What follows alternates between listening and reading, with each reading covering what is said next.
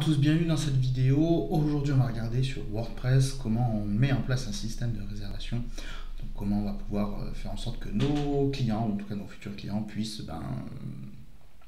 sur un calendrier sélectionner une prestation, une heure. C'est hyper important, pas seulement un jour. J'ai vu beaucoup de modules d'extension WordPress qui permettaient de sélectionner un jour, mais pas forcément une heure, un créneau horaire. Donc on va regarder un petit peu tout ça. Je vous ai trouvé un petit module qui est pas mal, en tout cas qui m'a bien plu. J'ai essayé là, qui s'appelle Salon Booking. Alors il a une version gratuite et une version premium.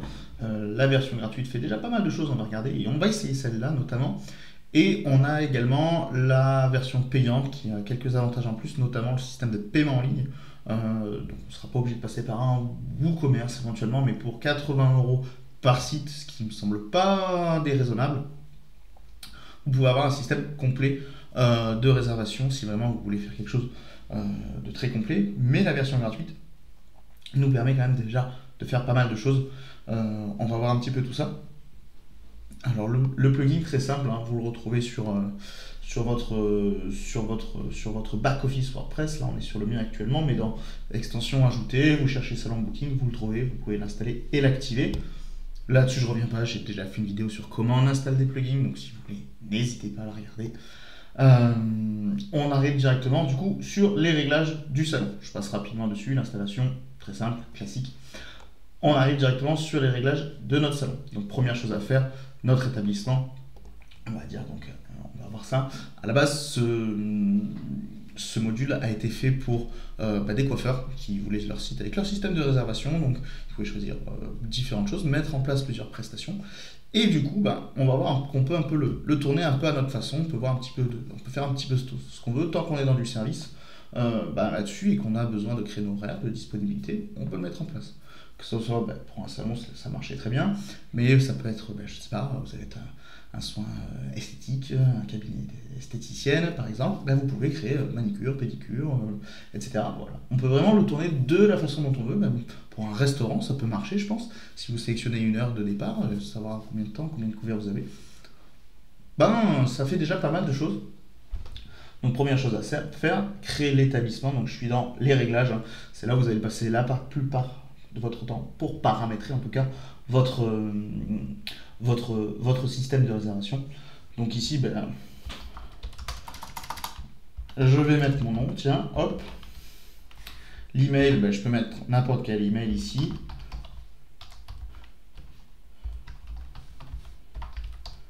Un numéro de téléphone éventuellement, je peux mettre une adresse lambda, également un logo, donc là-dessus je peux vraiment faire quelque chose de classique. On pense bien sûr à enregistrer, on fera ça tout à l'heure. Je peux également, si je suis à l'international, regarder différents modes d'affichage de ma date, de mon heure, à quel jour commence ma semaine également, et enfin aussi mon calendrier, est-ce que je veux que ça soit, que j'ai une visibilité sur la semaine, sur la journée ou sur le mois. J'ai tendance à se dire le mois. Je peux également, on va le voir aussi, configurer les différents assistants, parce que ça peut être collaboratif, vous n'êtes pas forcément seul. Vous pouvez dire je veux que X soit disponible et on puisse lui ajouter à son agenda des rendez-vous. On peut. Donc là-dessus on verra un petit peu tout ça. J'ai également un service de SMS, alors à voir un peu comment ça marche. Il va falloir utiliser un service justement de SMS, donc attention payant. Ceci dit, on a également des services de mailing, donc pour lui envoyer une confirmation, pour lui envoyer une annulation éventuellement, pour lui donner la possibilité de décaler son rendez-vous. On va pouvoir ça. Également, après la prestation, lui demander de laisser un avis. Ça peut être intéressant aussi. Donc les mails, ça c'est déjà pas mal. On peut ici du coup personnaliser donc par email la nouvelle réservation au client, donc le mail que recevra forcément notre client, à savoir ici date time et salon name. Donc c'est des champs personnalisés, donc on va rentrer, vous l'avez vu ici, le nom de notre salon, tout simplement, et les personnes quand elles vont rentrer leurs coordonnées dans notre formulaire, parce qu'il faudra qu'on ait ces informations, on peut les ressortir et les utiliser pour faire des mails personnalisés. On peut également du coup dire le suivi de réservation, activer le suivi de réservation pour relancer la personne si c'est quelqu'un de régulier. Je reprends l'exemple du salon de coiffure, mais si la personne on suggère qu'elle doit venir tous les mois pour se coiffer, ben, on peut lui envoyer un mail tous les mois, du moment où elle a réservé une fois, directement. Donc ça, c'est plutôt cool. Pour les retours, bon, nous, on se un email lorsqu'un client, un jour après sa visite de salon, c'est ce que je vous disais, on peut tout à fait mettre un, un lien pour suggérer des commentaires sur votre fiche Google My Business, sur avis vérifié, peu importe. Mais du coup, vous pouvez mettre un lien pour qu'il puisse laisser un avis. Ça, c'est plutôt cool pour votre référencement. Petit truc sympa également, on voit que vous pouvez le relier avec différentes API, notamment Zapier. Ça, pour ceux qui font un peu d'automation, c'est pas mal. Là, on va pas s'en servir aujourd'hui, mais on peut déjà faire pas mal de choses. Je peux également avoir mes paramètres d'administration ici. Et enfin, les pages automatiquement. Dès que j'ai installé le module, il m'a créé ces 3 pages-là. Alors, de possibilités pour votre utilisateur, c'est de faire de la réservation sans créer de compte ou alors de lui créer un compte client sur votre site. À vous de choisir. L'avantage du compte client, c'est qu'il pourra retrouver ses anciennes séances, avoir un suivi et également lui proposer pourquoi pas des remises via un programme de fidélité, des remises, des coupons de réduction. Ça peut être intéressant. Je fais pas la personnalisation pour le moment, mais vous voyez, c'est plutôt bien fait. Ici, j'ai mes volets principaux et là, j'ai mes sous-volets. Donc, c'est tout ce que je vois sur mon écran à chaque fois. Je pense bien enregistrer. Paf, j'ai fait mes paramètres généraux. Maintenant, il faut que je règle mes réservations, forcément. Je dis qu'il est actif ou pas, donc là je le laisse activer, et quand elles sont désactivées, je peux même personnaliser le message. Donc, forcément c'est en anglais, il faudra penser à le traduire. En tout cas, vous pouvez mettre ce que vous voulez. Mode de disponibilité également, là je peux vérifier ce que je préfère. Donc est-ce que je veux uniquement la date de réservation? Est-ce que je veux aussi la durée de la réservation? Et ce que je vous conseille de faire, c'est évaluer également la durée et la priorité de service. On peut prioriser différents services, suggérer certains services plus que d'autres, donc c'est plutôt pas mal. Je vous suggère d'aller en très performant. Vous pouvez dire combien de personnes vous pouvez recevoir. Si vous êtes un salon et que vous avez 4 coiffeurs, vous pouvez mettre 4 et au moins vous savez que sur la même période, vous pouvez prendre 4 personnes. La durée moyenne, alors il nous conseille de mettre le minimum, donc là-dessus, ça dépend de vous. Si je souhaite changer l'ordre, donc là de base, si je dis pas de bêtises, c'est pour sélectionner d'abord notre service, ce qu'il va vouloir faire. Ensuite, qui c'est qui va vouloir, qui c'est qui va faire le service, avec qui il réserve. Et enfin, le créneau. Si je la décoche, ça sera plutôt l'inverse. D'abord le jour et l'heure, et à la fin, le service. Je peux également mettre ici un décalage entre chaque réservation. Si j'ai une réservation à, je sais pas, à 14h, je peux la faire également pour qu'elle soit que la prochaine soit, si j'ai une 14h30 par session, à 14h35. Comme ça me laisse 5 minutes de battement. Je peux également donner des plages horaires de réservation. Ici, je peux dire sur quel jour et quelle heure je suis disponible.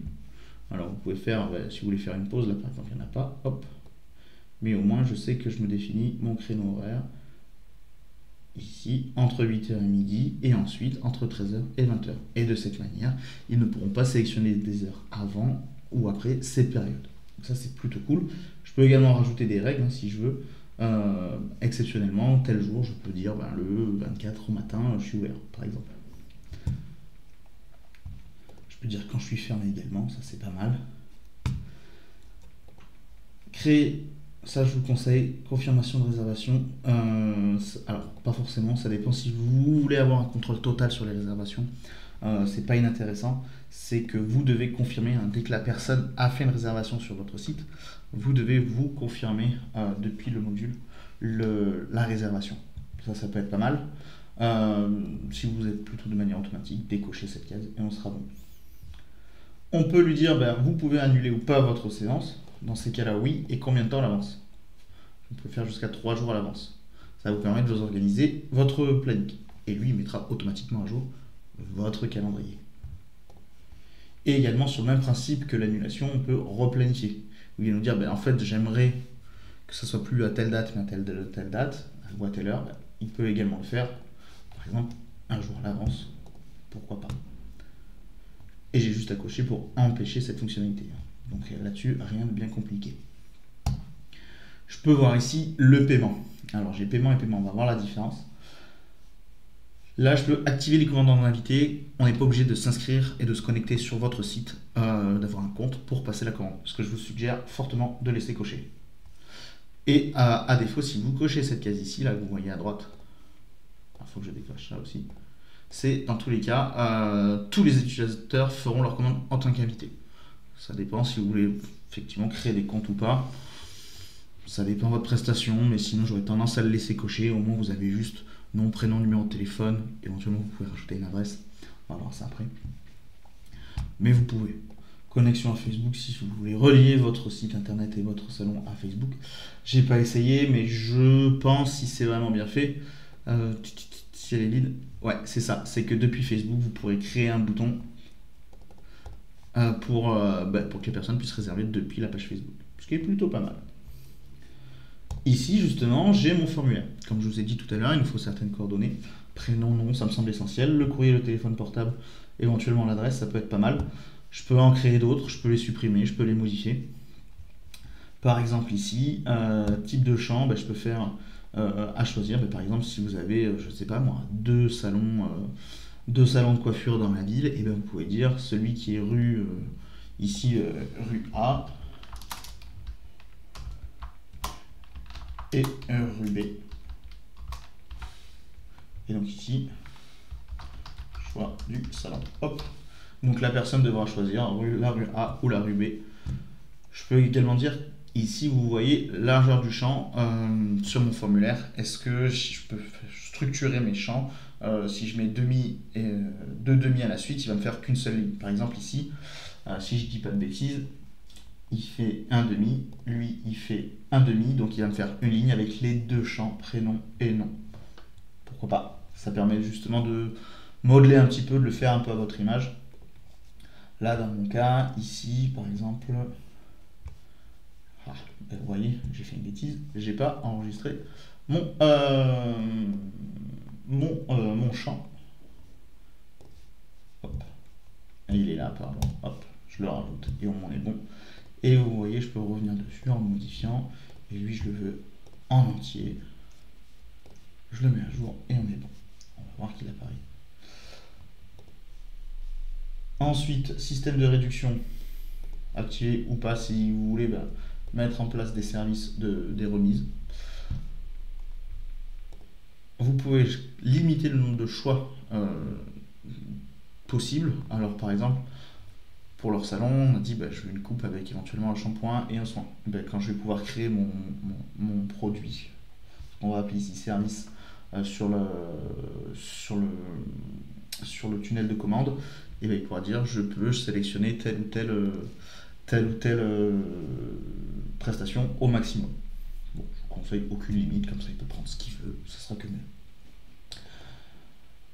Là, vous pouvez rajouter des informations importantes lors du passage de la commande, lors du tunnel de commande, dans le tunnel de commande de réservation. Vous pouvez lui laisser ici un message, et également à la dernière étape, vous pouvez lui laisser une note. Ça peut être bien pour lui donner des indications, notamment, je pense, sur le fait que si vous avez sélectionné sur les réglages précédents la confirmation manuelle, vous pouvez dire merci d'avoir précommandé votre séance, nous vous confirmerons par la suite la disponibilité, et au moins la personne est au courant. Je sauvegarde mes changements. Vous pouvez enlever, supprimer le texte qui s'affiche ici, ou le remodeler pour le faire à votre sauce, et en français qui plus est, ce serait pas plus mal. Et vous voyez ici, vous pouvez rajouter des champs à chaque fois, salon email et salon phone. Vous pouvez rajouter également name ou date. Comme ça, vous pouvez avoir ces informations qui ressortent ici à chaque fois. Là, je vais avoir le numéro de téléphone du salon que j'aurais mis dans mes réglages précédents. Donc, pour le moment, relativement simple, pas besoin de coder. Pour le moment, c'est plutôt bon.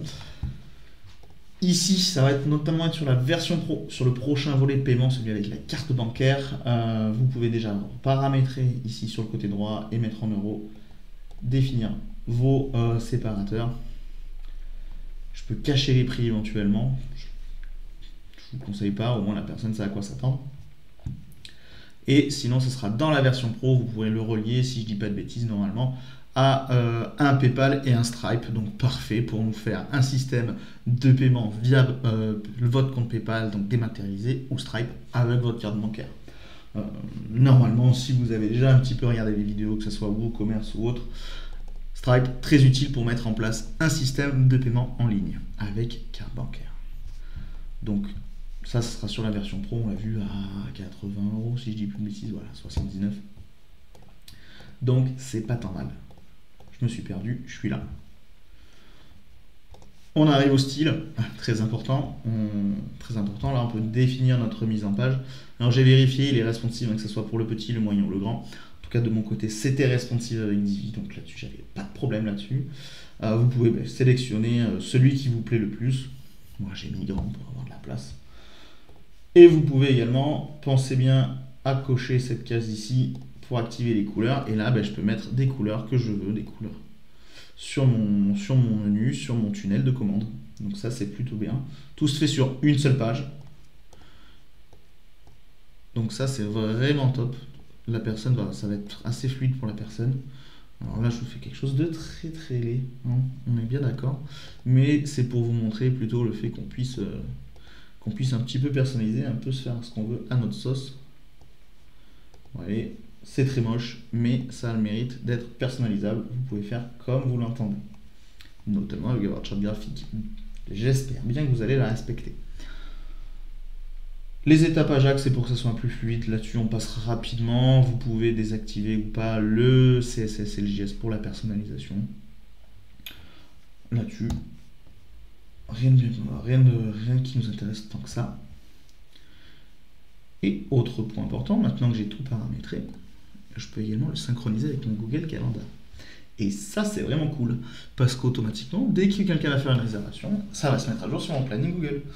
J'ai fait une vidéo sur les agendas Google, et clairement, là, il va nous permettre de le relier notre site à notre agenda Google et de voir quand les personnes prennent des rendez-vous. Et je n'aurai pas besoin d'aller sur mon site chaque jour pour voir mes prochaines réservations. Vous pourrez, bien sûr, mais au moins, là, vous n'avez pas besoin.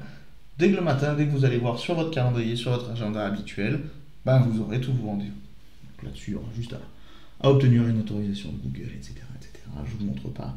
À chaque fois, il suffit de cliquer sur OK, sur tout ce qu'il nous demande. Allez, si je vous montre.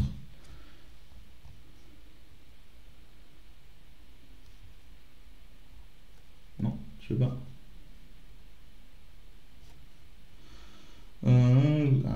Donc oui, effectivement, il y aura ça. J'ai une petite manip à faire que j'ai pas prévu de vous présenter dans la vidéo, mais rien de bien compliqué là-dessus. Normalement, vous aurez juste à mettre votre ID client que vous avez dans vos paramètres Google. Donc, un truc plutôt cool à mettre en place. Mon calendrier est en ligne. Ceci dit, pour le moment, j'ai rien à sélectionner. J'ai aucune prestation à lui proposer. Là, ça va se gérer non plus dans les réglages. Donc là, déjà, on a fait le plus gros du travail. Vous allez voir. Je vais sur ma page booking justement de mon... Alors je vais me mettre en navigation privée pour éviter d'avoir peut-être connecté sur l'espace. Mais vous voyez ici, il m'a bien mis ma charte graphique. Je peux sélectionner mon jour et mon heure. Hop. À chaque fois, il vérifie. Étape suivante, vous voyez. Je peux dire ce que je veux. Donc là, j'avais déjà des prestations mises en place, mais je peux cliquer dessus. Étape suivante. Il met même un panier. Vous voyez, sous total, est-ce que je veux quelque chose d'autre, un produit complémentaire? Pas forcément. Ça, on va voir comment on le désactive aussi. Et là, j'aurais juste à mettre mes infos, à savoir qu'il ne m'a pas mis... Il ne m'a pas mis mon choix de salon. Il ne m'a pas mis mon choix de salon. Alors, c'était dans paiement. Si je dis plus de bêtises, oui, c'était dans paiement.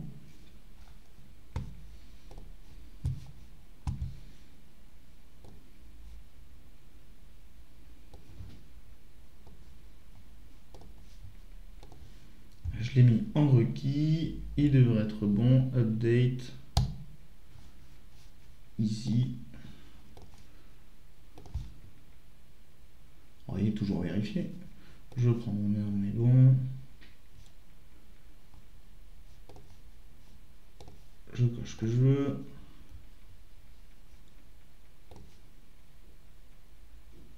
et il n'affiche toujours pas. Je dois avoir un petit problème de cache. Ça doit sûrement être ça.